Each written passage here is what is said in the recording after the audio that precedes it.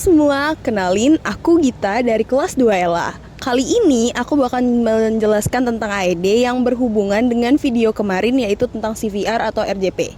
Video ini teman-teman bisa cek di profil. Nah, apa sih AED itu? Yuk simak video berikut.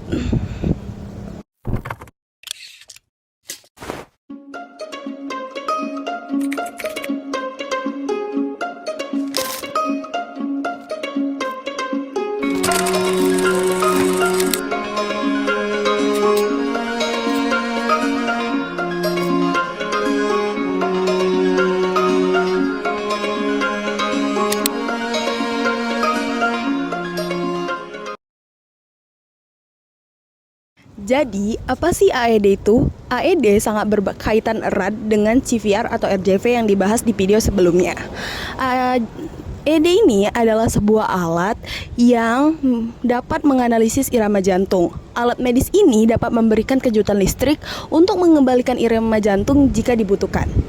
Nah, alat ini juga memiliki fungsi untuk menolong orang yang mengalami henti jantung. AED memungkinkan lebih banyak orang untuk merespon keadaan darurat medis di mana defibrilisasi diperlukan. Karena AED adalah perangkat portable sehingga memungkinkan digunakan oleh orang non-medis. Lalu, keuntungan dari menggunakan AED yaitu yang pasti aman, lalu mudah digunakan, dan tingkat kesuksesannya sangat tinggi. Adapun manfaat dari menggunakan AED ini, yang pertama mengurangi tingkat kematian karena henti jantung. Lalu yang kedua, meningkatkan tingkat kelangsungan hidup hingga 60%. Lalu yang ketiga, mudah digunakan dalam menyelamatkan nyawa. Lalu yang terakhir, selalu lebih baik untuk bersiap. AED juga memiliki banyak jenis. Yang pertama, jenis AED manual. AED manual menghasilkan kejutan secara manual yang sering dipakai di kegiatan medis. Lalu yang kedua, AED semi otomatis yang mengirimkan tenaga kejut secara langsung ke jantung. Ini biasanya digunakan dalam dunia industri.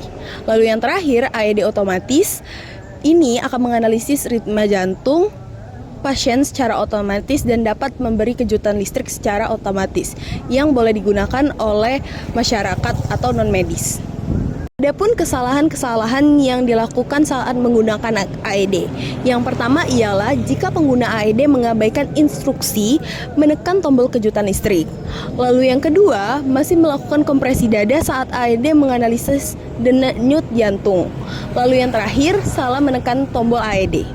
Adapun cara menggunakan AED. Yang pertama, pasang patch pada dada pasien.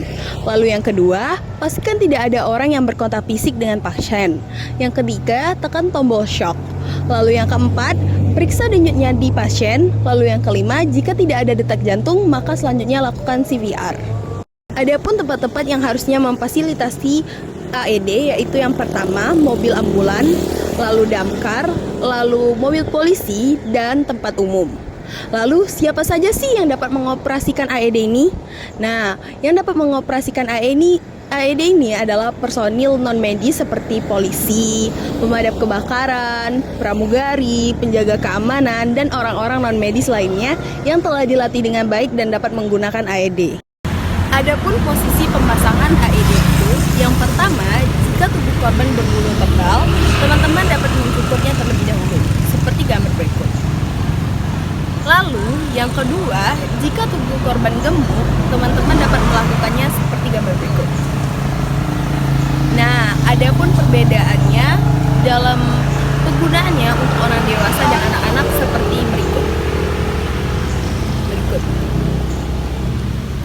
Jadi, kesimpulan dari video ini yaitu pertama, pasien ditempatkan di tempat yang kering, jauh dari genangan air, dan ditempatkan yang aman dari kejauhan benda dari atas. Lalu yang kedua, jauh dan aman dari bahaya lingkungan dan manusia. Ketiga, memahami prosedur CVR sebelum melakukan AED. Lalu yang keempat, memahami segala bentuk risiko pengaplikasian AED. Kelima, memahami segala bentuk perizinan kepada tim medis terkait AED. Lalu yang keenam, memahami peluang keselamatan pelaksanaan AED. 7. Pelatih berkala. Teman, itu saja dari saya. Semoga ilmu yang saya beri dapat bermanfaat untuk teman-teman semua. Bye-bye.